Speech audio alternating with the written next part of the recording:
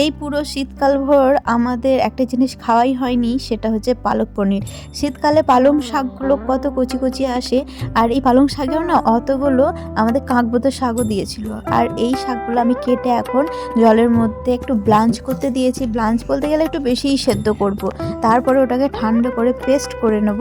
তার মধ্যে বাবানকে স্কুল থেকে নিয়ে চলে এসেছি, এবার ওকেও তাড়াতাড়ি করে ফ্রেশ করে দিচ্ছি। একদিকে রান্না করছি আর একবার করে বাবানকে দেখছি। তো এদিকে আবার একটু শিম আমি এখানে ভাপাতে দিয়ে দিলাম, আর এদিকে বাবানকে কিন্তু আমি এখন মুড়ি খেতে দিয়েছি, ঘুগনি মুড়ি। তো সেগুলোও বসে বসে খাচ্ছে। তারপরে এদিকে আসা মাত্র আমি শাকটাকে নিয়ে একটু পেস্ট করে নিচ্ছি, জল দিয়ে পেস্ট করছি, তাহলে ভালো করে স্মুথলি পেস্টটা হয়ে যায়। দেখো কত সুন্দর সবুজ পাড়া হয়েছে। আর এরই মাঝে কিন্তু আমি এখানে শিমটাও ভেজে নিয়েছি, আর পনিরগুলো কিন্তু আমার আগেই কাটা হয়ে গেছিলো, আর এখন একে একে ভেজে নিচ্ছি। আর এগুলো না সেই লোকাল পনিরগুলো, খেতে কিন্তু আমার কিন্তু খুব ভালো লাগছে।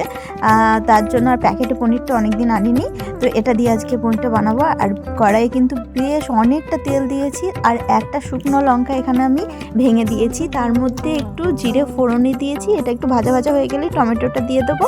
তো টমেটোটা যখন একটু গলে গলে আসবে তখন কিন্তু মশলাটা দিয়ে দেবো। এখানে আদা রসুন পেঁয়াজ আমি একটু দরদরা করে পেস্ট করে রেখেছি, পুরো একবারে মিহি পেস্ট করিনি, এটা কিন্তু খেতে বেশি ভালো লাগে। তারপরে একে একে রুটিনের মশলাগুলো যেগুলো হয়, হলুদ গুঁড়ো, জিরে গুঁড়ো, লঙ্কা গুঁড়ো বলতে কাশ্মীরি লঙ্কা গুঁড়ো, আর দিয়েছি একটু টমেটো কেচাপ, আর দিয়েছি চিকেন মশলা। তারপরে একটু গরম জল দিয়ে নাড়িয়ে চাড়িয়ে একটু লবণ আর চিনি দিয়ে দিয়েছি, তার মধ্যে কিন্তু তেল ছেড়ে দিয়েছে মশলাটা। আর এর মধ্যে আমাদের গ্যাসও শেষ হয়ে গেছে, তো কি আর করা যায়। আমি এদিকে ক্যামেরাটা সেট করেছিলাম, বাবান দেখছি ওর ক্যাকটাসটাকে নিয়ে খেলছে, আর এর সাথে আমি ওই গ্যাসটাকে নিয়ে চলে গেলাম। তো গ্যাস এখন লাগাতে পারবো না, কারণ গ্যাসটা নিচে আছে। তো তা করতে করতে আমার মশলা তো কষাই আছে, বেশিক্ষণ লাগবে না রান্নাটা।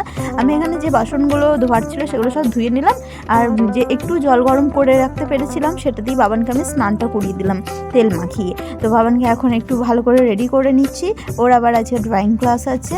আর সোমেন আসার পরেই আমি গ্যাসটা নিচ থেকে তুলতে পারবো এবং বাকি রান্নাটা করতে পারবো। আরও কিছু রান্না করার ইচ্ছা ছিল, কিন্তু আর হবে না, কারণ এখন কিন্তু প্রায় 12টার মতো বেজে গেছে। সোমেন আবার আস্তে আস্তে হয়তো 12:30 এরকমও বেজে যেতে পারে। তারপর কি করব, হাতের একটু টাইম ছিল, তার জন্য একটু টিভি দেখতে বসলাম। এখানে দেখো বাবান আর আমি এখানে টিভি দেখতে বসেছি, আর বাবান আর আমি সেই চিকু বান্টির কার্টুনটা দেখছি, সেটা দেখে তো বাবান হেসেই অস্থির। আর আমার কিন্তু বেশ ভালো লাগে, বাবান দেখে আর আমি সেটা রান্না করতে করতে বা কাজ করতে করতে কানে শুনতে পাই ওদের কথাগুলো, খুব ভালো লাগে। আর এদিকে লাড্ডুকে আজকে গোটা 3 রকম ফল দিয়েছি। সোমেন আসার পর তাড়াতাড়ি করে গ্যাসটা তুলে এই যে পেস্টটা করে রেখেছিলাম ওটা মশলার মধ্যে মিশিয়ে পনিরগুলো উপর থেকে দিয়ে দিয়েছি, নুন চিনি একবার দেখে নিয়েছি, একদম রেডি হয়ে গেছে। আর খাওয়া দাওয়া কিন্তু করে নিয়েছি, তারপরে আমরা এখানে লাড্ডুর প্রসাদ খাচ্ছি। তো চলো আজকে মতো টাটা, রাধে রাধে।